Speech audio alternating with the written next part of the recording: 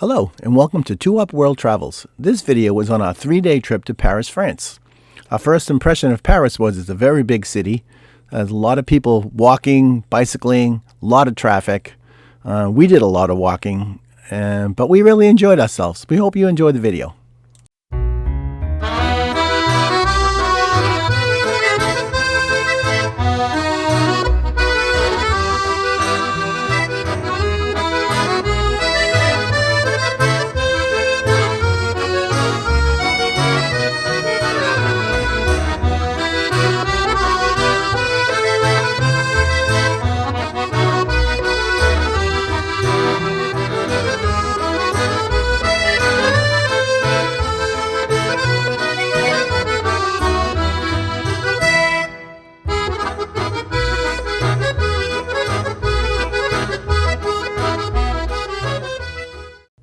Our first stop off the water taxi was the Cathedral of Notre Dame, which has been rebuilt since the fire, and it's absolutely beautiful.